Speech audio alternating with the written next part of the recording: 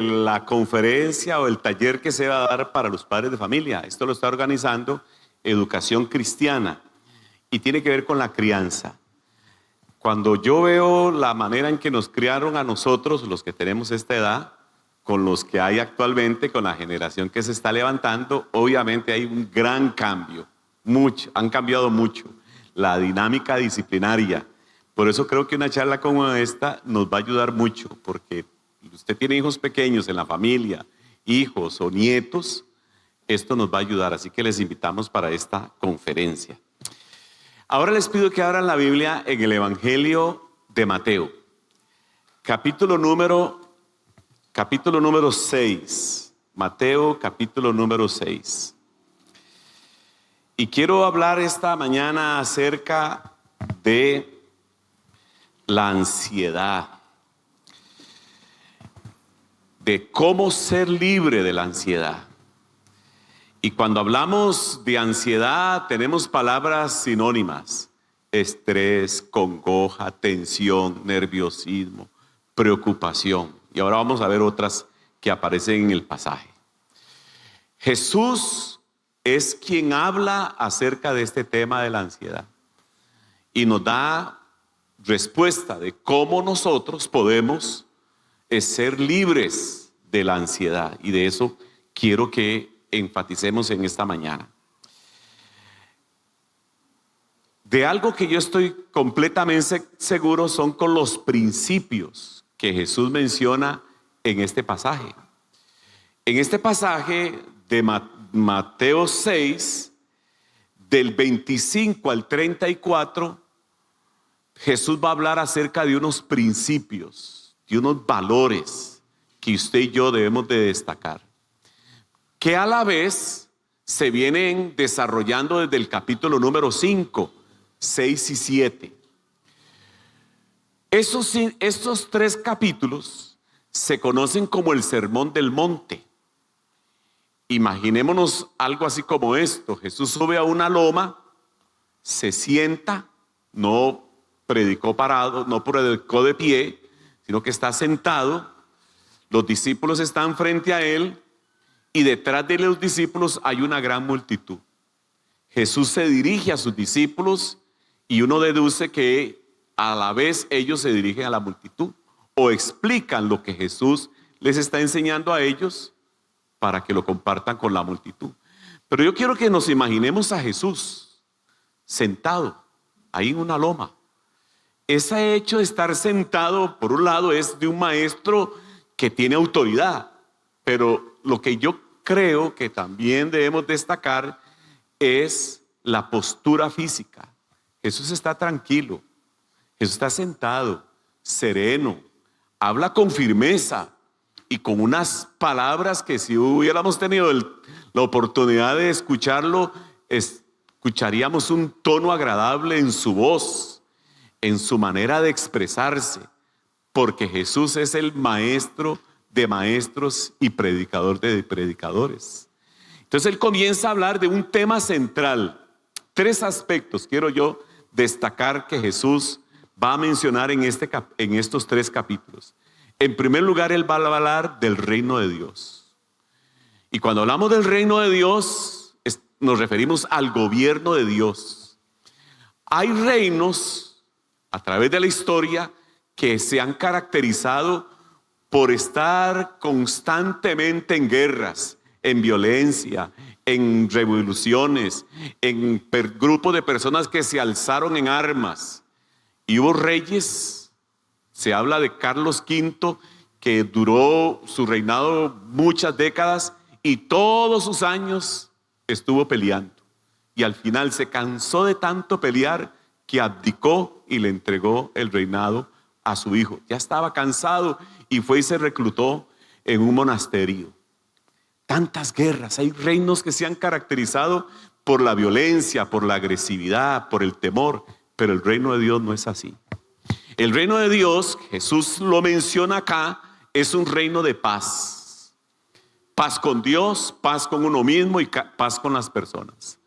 Pablo dijo que el reino de Dios no consiste en comida ni en bebida, sino en gozo y paz. Romanos capítulo 14. Es un reino de paz. Y si es un reino de paz, se espera que los ciudadanos o los súbditos de ese reino vivamos en paz. Si usted está en el reino de Dios, usted debe ser la persona que más paz debe de reflejar en la vida. Y debe de cultivar constantemente una cultura de paz y un ambiente de paz. Eso enseña Jesús. El otro principio que yo quiero destacar es el concepto de Dios Padre, que escucha oraciones. Jesús en el capítulo 6, empezando más, dice que Él escucha cuando uno se encierra en su dormitorio y Él escucha y ve a la persona pidiendo, orando, clamando y a la vez recompensa. A mí me ha llamado la atención la cantidad de veces que se repite en estos 3 capítulos la palabra recompensa. El que ayuna es recompensado, el que ora es recompensado, el que es generoso es recompensado. Y ahí sigue la lista de recompensas que hay. Y después Jesús hace una advertencia para que tengamos mucho cuidado, y es el peligro del materialismo, el peligro de estar uno desenfocado, buscando tanto el afán en este mundo y tantas preocupaciones por las cosas de este mundo, que se nos pierde la paz, que nos roba la paz, que nos roba la tranquilidad. Quiero enfocarme del versículo número 25 hasta el final, que si usted aparece ahí en el subtítulo que aparece en su Biblia, en la mayoría dice algo así que el afán y la ansiedad, o cómo ser libre de la preocupación. Pero quiero que antes de ver el capítulo o los versículos, nos enfoquemos en los versículos que están antes, específicamente el 24, que sería como el inmediato. El contexto inmediato del pasaje me parece que le da más luz, ilumina más lo que vamos a hablar. O sea, como que el mensaje de Jesús de ser libre de la preocupación se resalta aún más cuando vemos los pasajes que están antes, pero me voy a enfocar en el 24. Y ese pasaje habla del peligro, y yo quiero resaltarlo, el peligro del dinero. El dinero en sí mismo no es malo. Lo que es malo es el amor al dinero, la pasión, la obsesión por el dinero. Y por eso Jesús dice: nadie puede servir a 2 señores, pues menospreciará a uno y amará al otro, o querrá mucho a uno y despreciará al otro. Ustedes no pueden servir a la vez a Dios y a las riquezas. Entonces a Jesús aquí está hablando de esa advertencia. Está hablando de un conflicto de lealtades. Nosotros comúnmente decimos: ¿cuál es el enemigo de Dios? Inmediatamente decimos: el diablo. Y tiene razón. Pero Jesús está hablando de otro enemigo, además del diablo. Hay un enemigo que se llama riquezas. Hay un enemigo que se llama obsesión por la riqueza, por querer acaparar cada vez más y más recursos materiales. Y cuando las personas se enfocan en los recursos materiales, entonces, y su pasión es los recursos materiales, entra en un conflicto de lealtades. No puede servir, dice el Señor, no pueden servir a la vez a Dios y a las riquezas. De hecho, la riqueza se conocía como el dios Mamón. Así conocían los griegos, el dios Mamón, que es el dios de la riqueza. Los griegos tenían una gran cantidad de dioses y uno de ellos era el de la riqueza. ¿Qué es el problema de la riqueza? Que provoca egoísmo. Una persona obsesionada por el dinero se vuelve egoísta, se vuelve avaro, se vuelve codicioso.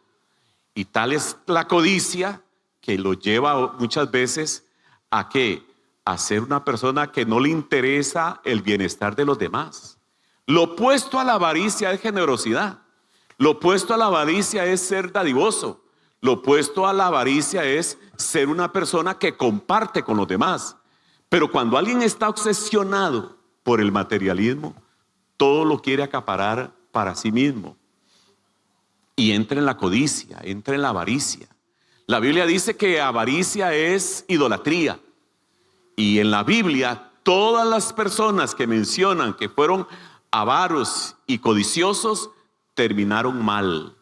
Acán terminó apedreado porque se volvió codicioso de unos lingotes de oro. Gehazi, el siervo de Elías, terminó mal con una lepra porque se volvió codicioso y pidió a Naamán que le entregara una cierta cantidad de dinero. Judas terminó mal y traicionó a Jesús por unas piezas de plata, por unas monedas de plata. Entonces nunca terminan bien las personas que son codiciosas, egoístas y obsesionadas por el dinero y por las cosas materiales. Y otra cosa que provoca la obsesión por el dinero, por el materialismo, es una preocupación. En el libro de Proverbios dice que el pobre duerme tranquilo, pero que el rico, da a entender, no duerme bien por estar preocupado en cómo hacer y cuidar sus riquezas. Entonces, qué interesante que Jesús nos advierte del peligro de las riquezas. Tenemos necesidad del dinero. Claro que sí, tenemos necesidad, pero lo que no debemos de tener es una obsesión por el materialismo. Todos necesitamos dinero. Usted probablemente hoy, después de aquí, va a necesitar dinero para ir a invitar a su esposa que vino hoy a almorzar, o para ir a un lugar en la tarde o mañana para ir a pagar algunas cosas pendientes. Todos necesitamos dinero, pero lo que Jesús nos advierte es que no haya esa obsesión por el materialismo. Entonces, fíjese que el versículo número 24 termina diciendo: no se puede servir a Dios y a las riquezas. E inmediatamente Jesús dice: por eso les digo, no se preocupen por su vida. El dinero es importante, pero Jesús dice: no se preocupen por la vida, porque para Jesús es más importante la vida que lo material. Entonces Jesús nos va a hablar acerca de la libertad de la ansiedad. Nos advierte de la obsesión por el materialismo, pero inmediatamente nos dice: la respuesta al materialismo es liberarse de la ansiedad. Y quiero leer el pasaje del versículo número 25 hasta el versículo número 34 y después vamos a hacer unos comentarios. Dice así: por eso les digo, no se preocupen por su vida, qué comerán o beberán, ni por su cuerpo, cómo se vestirán. ¿No tiene la vida más valor que la comida y el cuerpo más que la ropa? Fíjense en las aves del cielo, no siembran, ni cosechan, ni almacenan en graneros. Sin embargo, el Padre Celestial las alimenta. ¿No valen ustedes mucho más que ellas? ¿Quién de ustedes, por mucho que se preocupe, puede añadir una sola hora al curso de su vida? ¿Y por qué se preocupan? Por la ropa. Observen cómo crecen los lirios del campo. No trabajan ni hilan. Sin embargo, les digo que ni siquiera Salomón, con todo su esplendor, se vestía como uno de ellos. Si así viste Dios a la hierba que hoy está en el campo y mañana es arrojada al horno, ¿no hará mucho más por ustedes, gente de poca fe? Así que no se preocupen diciendo qué comeremos o qué beberemos o con qué nos vestiremos. Los paganos andan tras estas cosas, pero el Padre Celestial sabe que usted las necesitan. Más bien, busquen primeramente el reino de Dios y su justicia, y todas estas cosas les serán añadidas. Por lo tanto, no se angustien por la mañana, no se angustien por el mañana, el cual tendrá sus propios afanes. Cada día tiene sus propios problemas. Entonces yo me imagino a Jesús ahí sentado en la loma hablando a sus discípulos, pero con una serenidad, con una tranquilidad y con una voz que transmitía paz y tranquilidad al corazón de las personas que le escuchaban. Entonces aquí Jesús va a hablar acerca del afán, de la ansiedad. Depende de la Biblia o de la versión que usted use, así va a haber cambios de palabras, pero se complementan entre sí.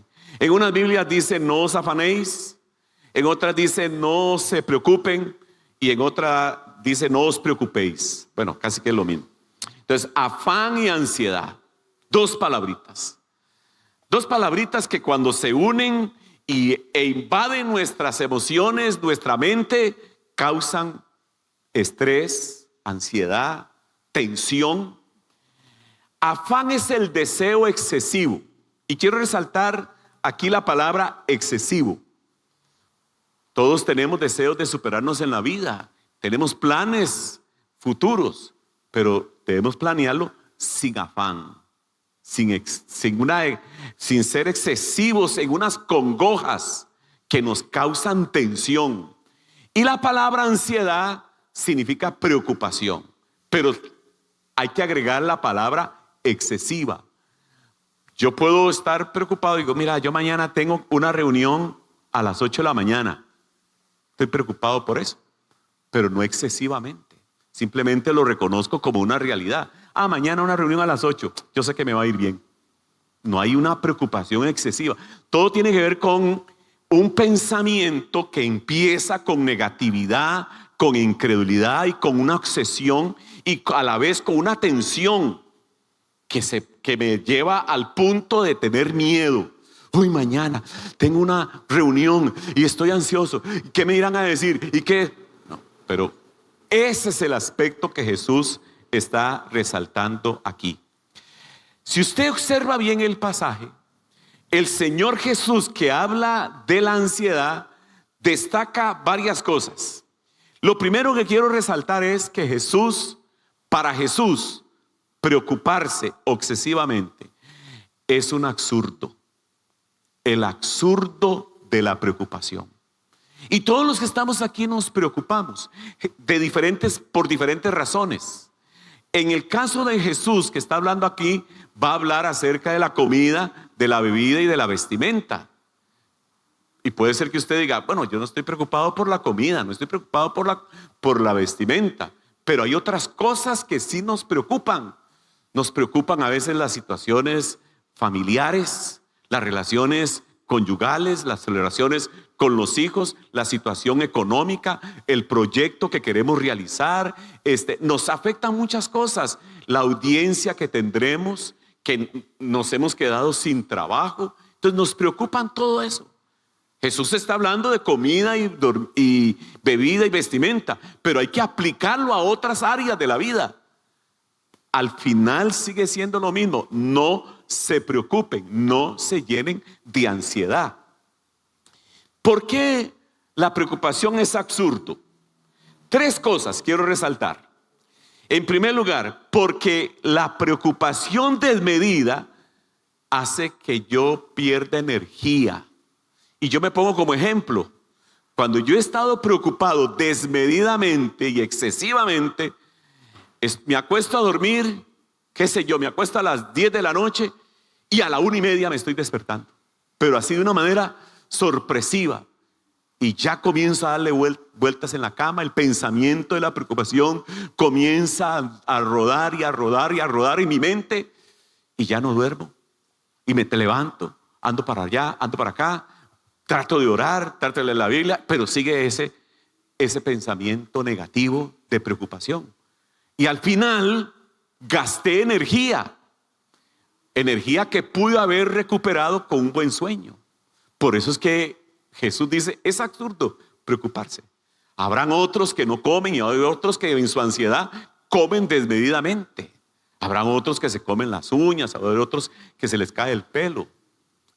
Y hay otros, y Jesús habla de lo absurdo que es perder energía innecesariamente. Y hablando de pelo, fíjese que el versículo número 26 dice, fíjese en las aves del cielo. ¿Cuándo usted ha visto una ave pelona? sin pelo, sin plumas, perdón. ¿Verdad que no? Tranquilas, son tranquilas. Pero a nosotros sí de preocupación se nos cae. No es en todos los casos, ¿verdad? Hay algunos que por, qué sé yo, por herencias o qué sé yo, se nos cae el pelo. Pero hay gente que incluso hasta se avejentan de tanta ansiedad. Y uno dice, mira, fulano de tal, que era pochotón, que era fornido, que era...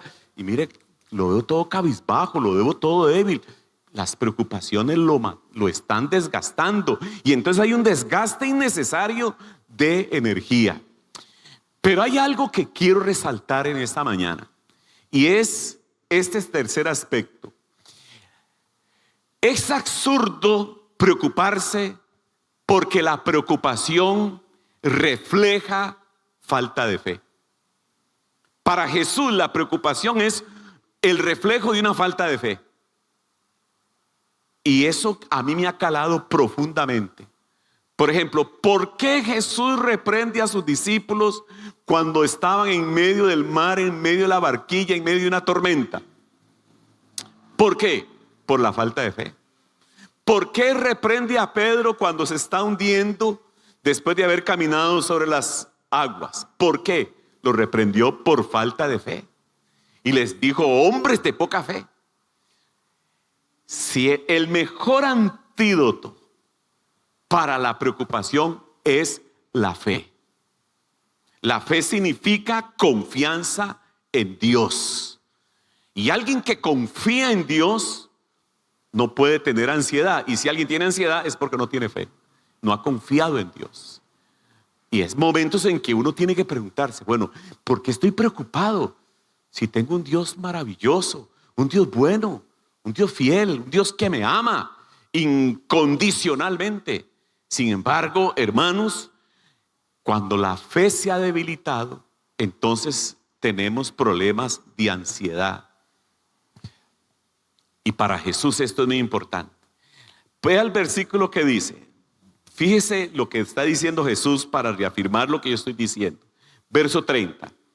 Si así viste Dios a la hierba del campo y mañana es arrojada al horno, ¿no hará mucho más por ustedes, hombres de poca fe? Jesús está diciendo, si están llenos de ansiedad y de preocupación, es porque son personas de poca fe. Ahora, ¿cómo fortalecer la fe? La palabra de Dios es lo que nos fortalece la fe. Yo he tenido momentos en que mi fe ha estado pero por el suelo, debilucha, raquítica, y me he llenado de ansiedad. Sin embargo, la he fortalecido cuando leo un pasaje de la Biblia, cuando leo una historia de la Biblia, cuando leo una promesa de la Biblia, me apropio de ella y mi fe se inyecta. Es como una inyección de energía a la fe.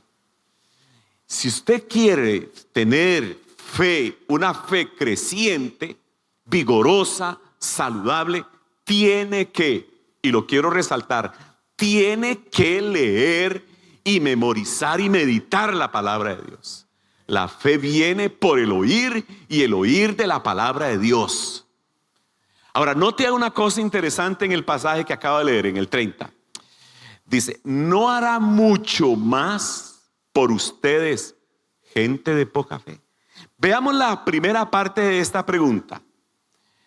Quitemos el no y dejemos cambiemos la pregunta como una afirmación, quitándole el no. ¿Cómo lo leeríamos? ¿Cómo lo leería usted? Fíjate, yo lo leería así: hará más por ustedes, gente de mucha fe. Hará más por ustedes. Si usted le quita el no y le quita la poca fe y lo convierte como afirmación, no como pregunta, quedaría más o menos así: hará mucho más por ustedes, gente de mucha fe. Él hará más.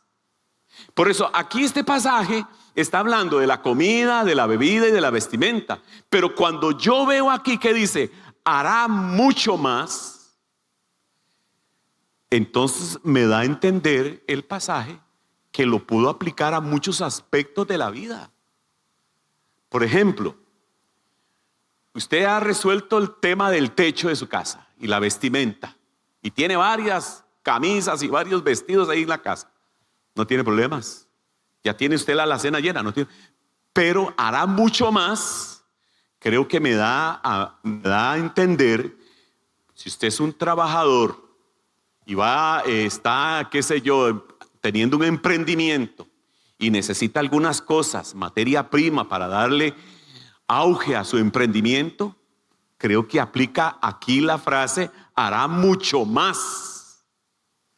O usted tiene una oficina y usted dice, ay, esta computadora que tengo ya no me sirve, no me está respondiendo, tengo que tener unos programas especiales para poder lograr X y Y cosas, pero la computadora ya no da. Entonces te clama, Señor, te pido que me proveas una computadora, y al final le provee una excelente computadora. Por eso hará mucho más. O yo estoy enfermo, usted está enfermo, va donde el médico y usted tiene que entrar en un tratamiento que usted dice es un tratamiento difícil, pero usted clama, Señor, ayúdame, y hará mucho más. Y me va a ayudar, ya sea que me sane, ya sea que me ayude a soportar y avanzar en mi tratamiento y que al final sea efectivo. Hará mucho más. O usted está sin trabajo y usted necesita, Señor, clamo para que me abras puertas, ayúdame, ábreme puertas. Y usted al final le dan un trabajo y usted dice, me dio un Señor trabajo y hizo mucho más, porque tuve fe. Entonces creo que el pasaje se refleja aquí en todos los aspectos de la vida donde yo debo de tener fe. Hay un versículo que lo voy a mencionar y quiero que se lo aprenda y lo tenga ahí en mente. Y lo tenga ahí, ojalá lo escriba en un papelito y lo ponga en la refrigeradora o en el microondas. Ahí cada vez que vaya ahí a la refri o al micro, usted pueda leerlo. El pasaje de Efesios 3:20 que dice que Dios hará mucho más abundantemente de lo que pedimos o entendemos según el poder que actúa en nosotros. A Él sea la gloria por los siglos de los siglos. Hará mucho más. Y ese pasaje dice, hará mucho más de lo que pedimos o entendemos. Pongamos un ejemplo. Que usted viene su hijo y le dice, papi o mami, ¿me puede regalar 5,000 colones porque quiero ir a ver una película? Y usted dice, no, tome hijo, no le voy a dar 5, le da 25. O sea, le dio mucho más. Y usted le dice, vaya, para que también no solamente vea la película, cómprese aunque sea unas palomitas y disfrute la película. O después, si tiene hambre, vaya y ver dónde come y invite hasta a uno de sus amigos. Entonces usted le dio mucho más de lo que su hijo le pidió.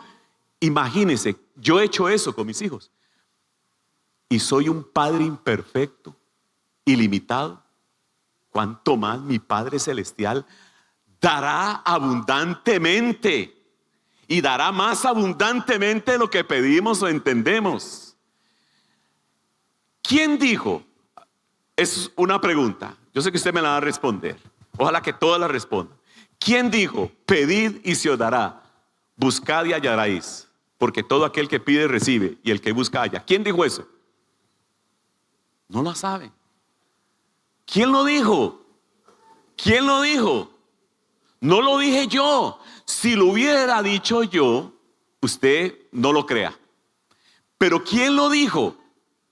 Jesús. Diga, Jesús lo dijo. Pedid y se os dará. Busquen.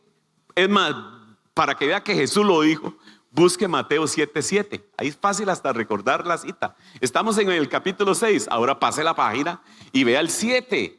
Pidan y se les dará. Busquen y encontrarán. Llamen y se les abrirá. Porque todo el que pide recibe, y el que busca encuentra, y al que llama se le abrirá. ¿Quién de ustedes, si su hijo le pide pan, le va a dar una piedra? O si le pide un pescado, le va a dar una serpiente. Si ustedes, siendo malos, saben dar cosas buenas a sus hijos, cuánto más su Padre que está en los cielos dará buenas cosas a quienes le pidan. Entonces aquí Jesús nos resalta, por eso pida. La gente a veces dice, Dios no se cansará de que yo le esté pidiendo. Pues no, Dios nunca se cansa, ni se va a cansar que usted le pida. Ahora, Él responderá conforme a su voluntad y conforme a lo que uno necesita.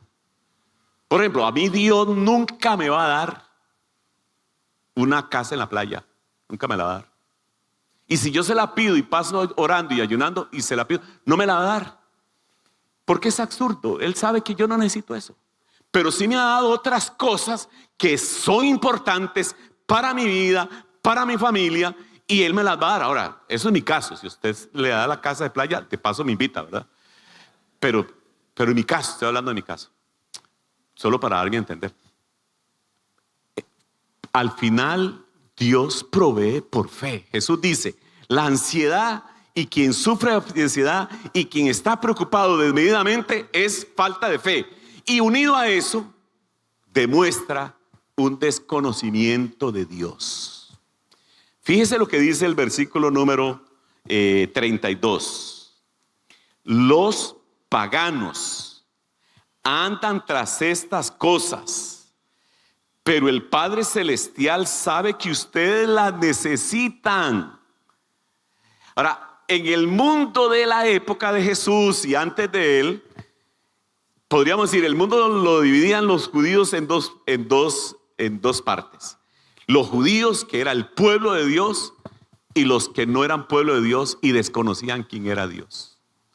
Esos eran los paganos. Entonces, el pagano es el que desconoce quién es Dios.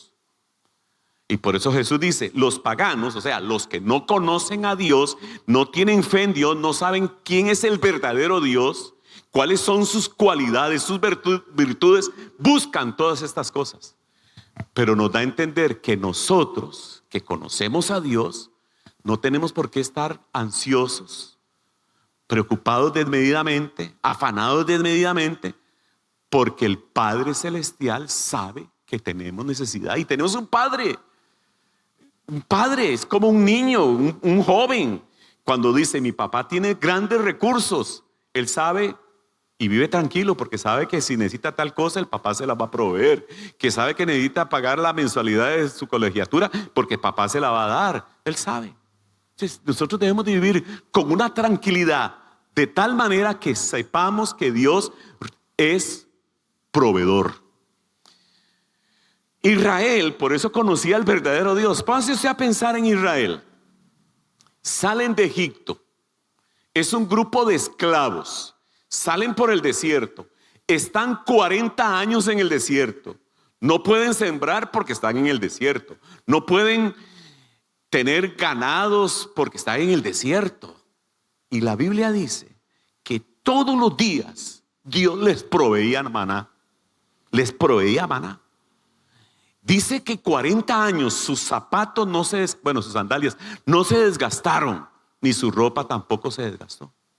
Dios les proveyó. Y cuando necesitaron agua, Dios sacó agua en el desierto. Lo mismo le pasó a Elías.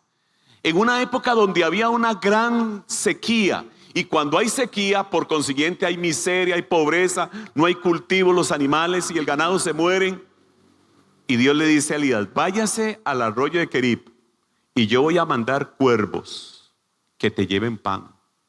Y qué maravilla, Dios enviaba cuervos, unas veces hamburguesa, otras veces le mandaba pupusas, otras veces le mandaba taquitos mexicanos, que son riquísimos, por cierto.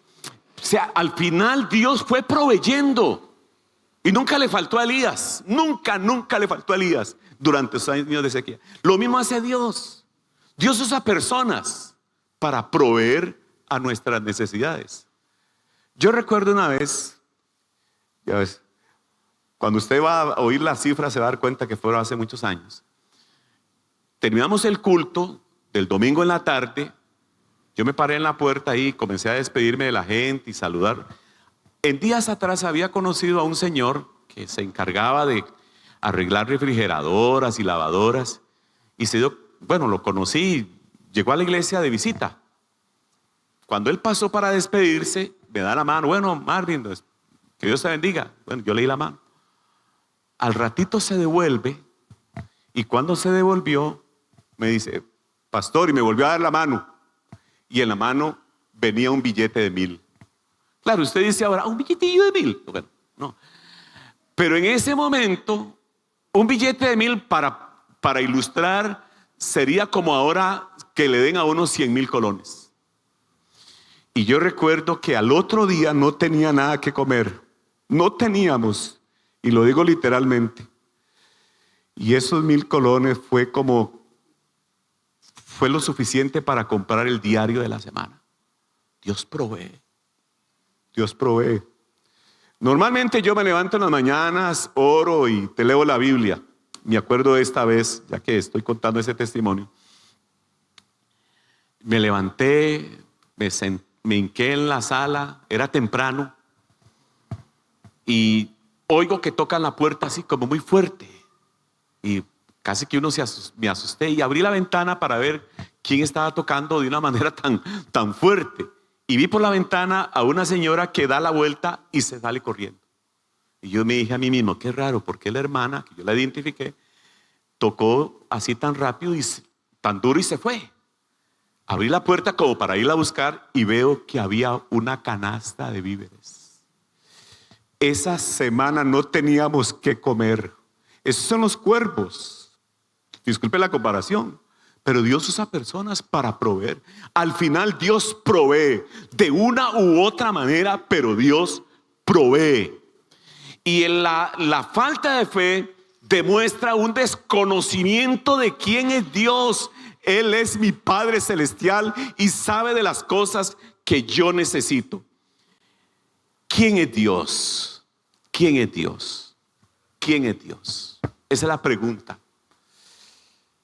En primer lugar, Jesús destaca varias cosas sobre Dios. Yo voy a mencionar 3. Dios es bondadoso. Es mi Padre bondadoso. Mire, tan bondadoso y generoso es que cuida su creación. Imagínense, cuida a las aves del cielo y cuida a los lirios del campo. Los cuida. Él es proveedor. Él provee. Es cuidadoso, es generoso. Dios siempre suplirá a nuestras necesidades más abundantemente de lo que pedimos o entendemos, como dice Efesios. La otra cosa, nuestro Padre Celestial tiene un conocimiento y un poder ilimitado.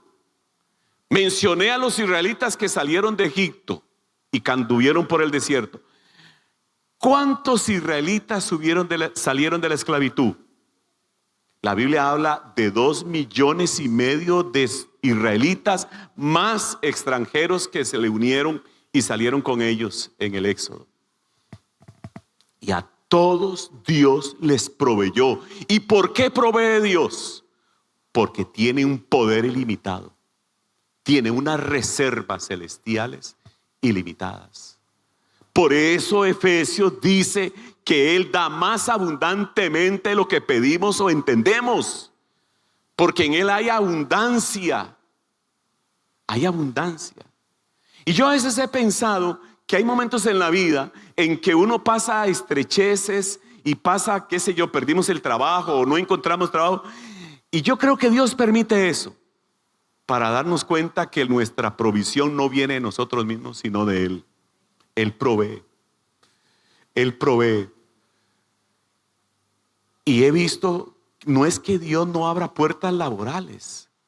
A veces las cierra para que usted y yo aprendamos a depender de Él, de su provisión, de cómo Él responde las oraciones, de su poder ilimitado.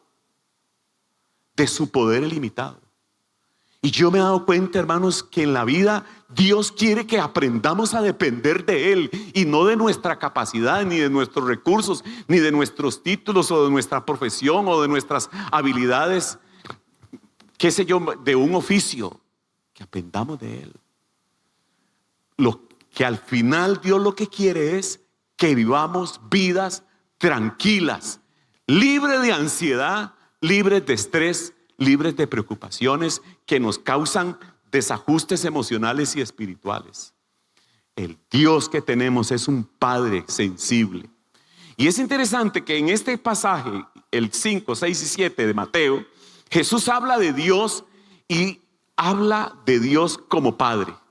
Empezando el capítulo número 6 dice: cuando ustedes oren, digan: Padre nuestro que estás en los cielos. Y al decir estar en los cielos significa que tiene el dominio y el poder sobre toda su creación. Pero a la vez vea lo que dice: Padre nuestro que estás allá, pero es nuestro, es cercano. Y como es cercano, yo le puedo pedir, yo le puedo rogar, yo le puedo suplicar que me dé tal o cual cosa. Y Él va a dar más abundantemente de lo que pedimos o entendemos. A Él sea la gloria, porque Él es proveedor.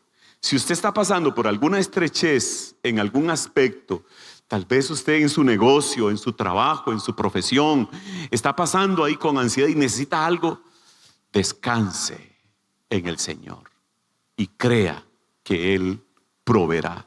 Uno de los nombres de Dios es Jehová Jireh, que significa Jehová proveerá, Jehová proveedor, Jehová proveerá. Quiero ir terminando con unas aplicaciones. Veamos el versículo 33, que este es el eje o la central de entonces de la aplicación de Jesús. Dice: más bien, en vez de estar preocupados y ansiosos, Jesús dice: más bien, busquen primeramente el reino de Dios y su justicia, o sea, todo lo que agrada a Dios, y las demás cosas vendrán por añadidura.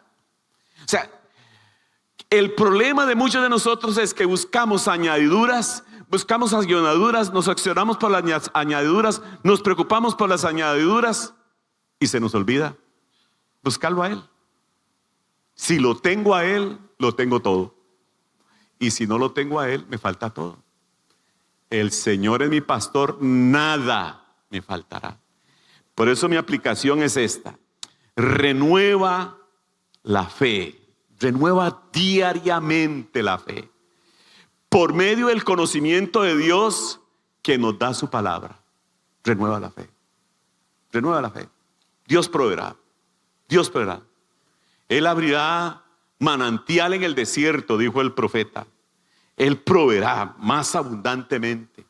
Renueva la fe. Renueva la fe.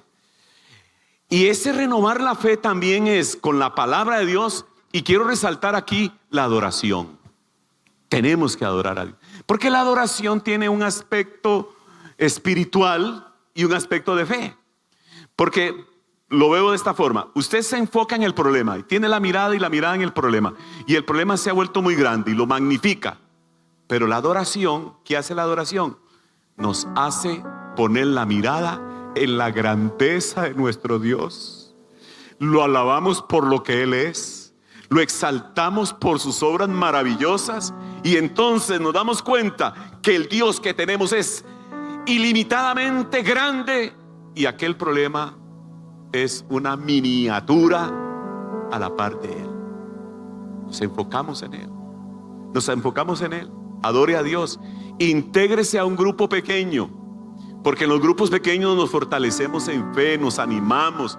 La iglesia es muy importante. La dinámica de culto, las predicaciones, las enseñanzas, las oraciones que hacemos acá son oportunidades para fortalecer la fe y minimizar la ansiedad.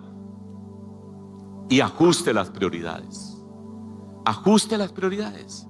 Prioridad número 1: buscad primeramente el reino de Dios y su justicia. Tener a Jesucristo como el centro de la vida.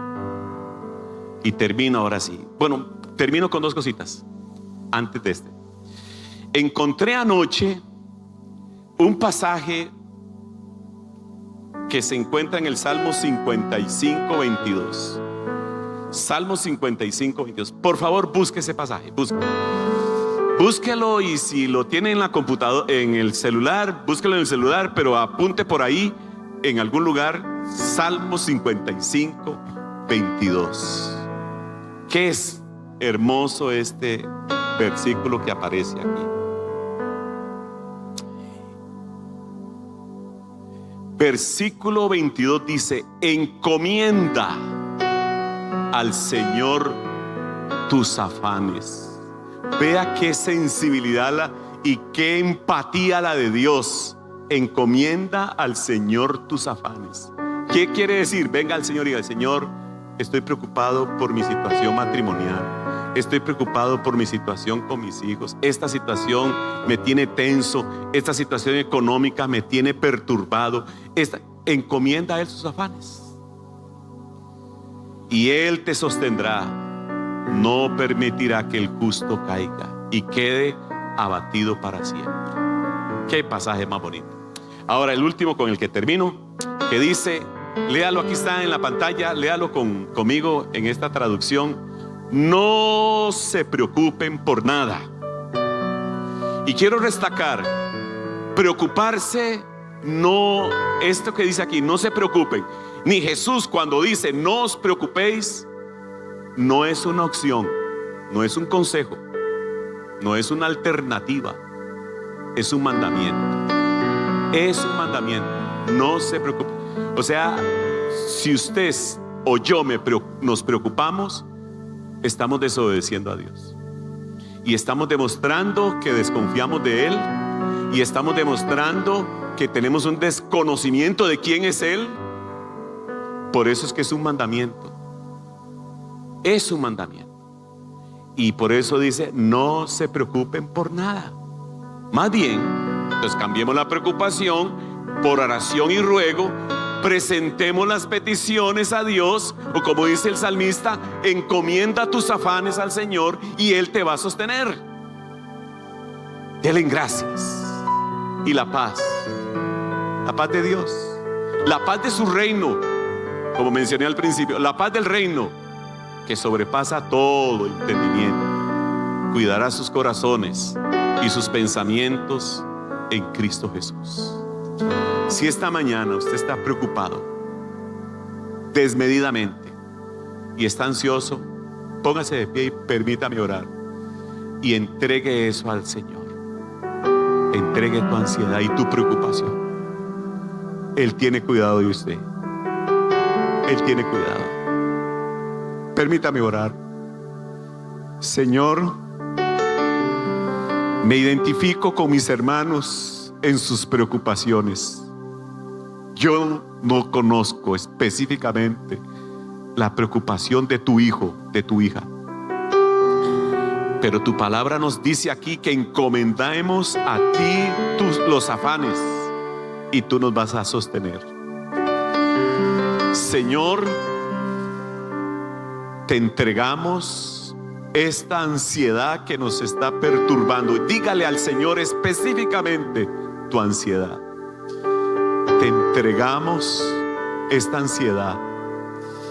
La presentamos delante de ti, Señor, y te rogamos que la tomes. Cambia la ansiedad en este momento, Señor, por la paz de Dios que sobrepasa todo entendimiento. Gracias por ser el suplidor, y un suplidor que das abundantemente, más de lo que pedimos o entendemos. Abre puertas, Señor. Abre las ventanas de los cielos y derrama bendición hasta que sobreabunde en la vida de tus hijos. Así como Elías envía cuervos, utiliza medios indistintamente, cualquiera que estos sean. Envía, Señor, tu provisión. Pedimos que nos ayudes, pedimos y presentamos esta petición específica. Lo hacemos porque confiamos en ti. Decidimos confiar, decidimos creer en este momento, porque tú eres bueno. En el nombre de Jesús, en el nombre de Jesús. Y la paz de Dios que sobrepasa todo entendimiento, guarde el corazón y los pensamientos de tus hijos. Por Cristo Jesús. Amén y amén. Que Dios los bendiga.